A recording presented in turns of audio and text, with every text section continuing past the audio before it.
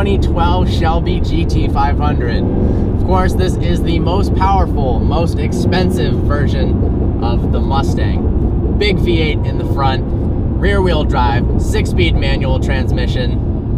Enough power to put a smile on pretty much anyone's face. For the 2012 model year, they came out with a new engine. It was an aluminum block as opposed to the old iron block V8. It was over 100 pounds lighter, in fact. 550 horsepower, 510 pound-feet of torque. This is actually an evolution of the engine found in the Ford GT. It would do 60 in a little over 4 seconds and the quarter at about 12. Now that's fast. The problem is the next year, in 2013, Ford released a Shelby GT500 with 662 horsepower. So you can imagine anyone who had just bought their fancy new Shelby felt a little bit disappointed. This 2012 has been upgraded. It's got the supercharger from the 2013-14 generation GT500. It's got an exhaust, a tune, and some other modifications that bring the power up to a dyno-confirmed 663 wheel horsepower and 625 wheel pound-feet of torque, which is more than a stock 2014 GT500. So this thing is pretty damn fast. When the Shelby was new, it had a base price just under $50,000, which is a tremendous value for the amount of performance you can get for the car. Optioned up with the SVT performance package, the electronics package, it would be just under $60,000, mid-50s. The interesting thing is now, if you go and shop for a used 2012 Shelby GT500, you'll find the prices that are pretty much between mid-40s to 50, which means this thing has suffered almost no depreciation. They hold their value extremely well. And that's surprising to me because when the 662 horsepower version came out, you'd think that these would plummet. But the same thing holds true for that variant. They didn't really lose much value at all. Another 5,000-10,000 over this. Now, of course, there's a lot of performance for the money, but there are some shortcomings because of that. It's got a solid rear axle, which means any bumps in the road, if it hits the right tire, the left tire is going to move as well. It's a rougher ride. It's not a suspension setup that's in any way designed for handling. It's much beefier. It can hold a much higher torque. It's less expensive. So if it breaks on the drag strip, you can fix it easier. But turns are not the Shelby's friend. This car weighs a lot. The steering is almost shockingly loose. Body roll, not that much, but this is on Eibach lowered springs, so it's not stock. But it does not give you anywhere near the confidence that other cars in its price range would around the turns. So you were mentioning something about how Carroll Shelby wanted to build the monster supercharged V8 version, but the engineers wanted something that handled better, kind of like the new GT350. So he wanted the fast, powerful Mustang, so they ended up building the 2013 662 horsepower Monster. And after he passed away, the engineers got to do their thing, which is a new Shelby GT350, which is an entirely different kind of car.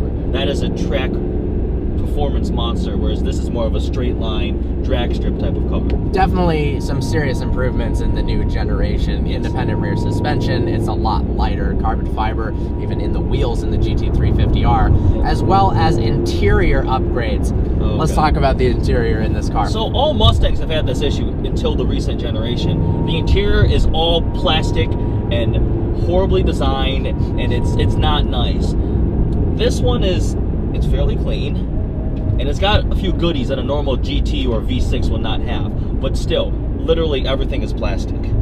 For a 2012 car that costs as much as this did brand new, let's say $55,000 with the SVT package, which this model, this specific car did come with, it's a bit of a joke. It's horrible. So you give away the luxury and the beautiful styling, but what you get in return is an insane performance car in a straight line, and a car that looks absolutely badass on the outside. I think this generation of GT500, especially in the 13 and 14, where they did some upgrades to the front grille area, which this car actually has some aftermarket modifications on it. Looks mean. Savage. So we had Eddie get in the driver's seat. Just closing the door, this car feels and sounds really cheap. Now, on the passenger seat, there's no, it's not power seat whatsoever. So we've got manual controls front and back, and manual controls for the recline. You have power front and back, but the recline is also manual. The recline is manual. One of my favorite parts of the Shelby is the cue ball shifter. With this car, it only came in a manual transmission, so that's pretty much your only option. Has very short throws, very tight. It's a nice shift feel. I actually enjoy it a lot. It is rather touchy in first gear, though. Not sure if the way this car has been modified, but first gear is very difficult to drive smoothly.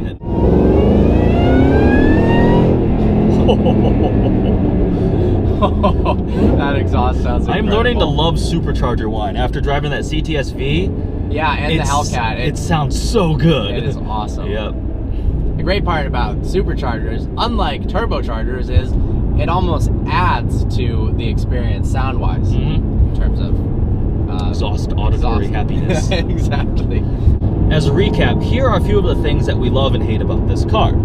For love about, the first thing is performance. It had 550 horsepower stock, and in the modified trim that this car is in, 663 wheel horsepower. It accelerates hard.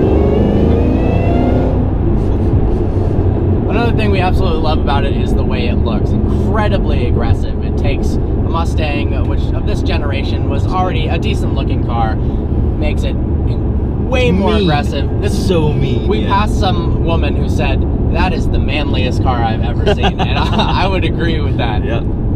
The sound. This has a modified exhaust and it rumbles, it's loud, you got the supercharger whine, and it sounds like pure American V8. That's what it is. And it sounds a bit like the Ford GT, to be honest. I mean, it's an iteration of that engine. Yes. A little bit more power and run to it.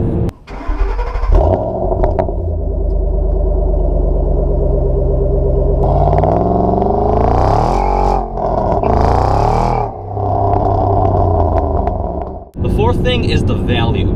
Again, as we said, this car brand new was $50,000. It has depreciated a small amount. Again, we talked about how well it held its value, but you can pick up one of these for $45,000. That is a hell of a performance car for that amount of money. Of course, there are some things that we hate about this car, one of which is the interior, like we mentioned before. There's plastic everywhere, it feels cheap, it's not well designed. Overall, very, very unimpressed. Second off is the way this thing handles, or more so, it doesn't handle. It doesn't like corners, it's heavy, it's not meant for that, but in a car this expensive, you'd wish you would be able to do something around a corner other than just not want to do it.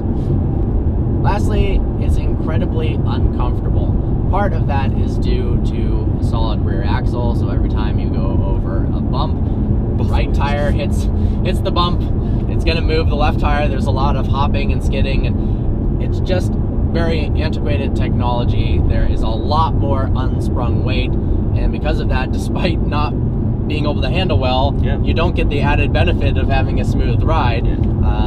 It's really harsh. We get some bumps and not comfortable. Swore. it's pretty intense. Overall, it's a cool car. It's a pretty badass car, and if you come into it knowing what you're gonna get, you'll enjoy it. Absolutely. I mean, the performance for the money is incredible. I don't see these depreciating too much more as well. So this is a car you can pick up on the used market, drive it for a few years and not lose very much money at all.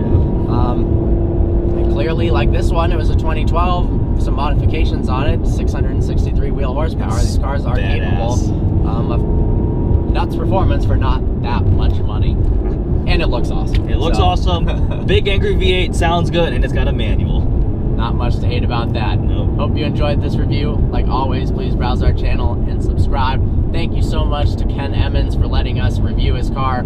Check out his Instagram @KenEmmons. Look forward to seeing you next video.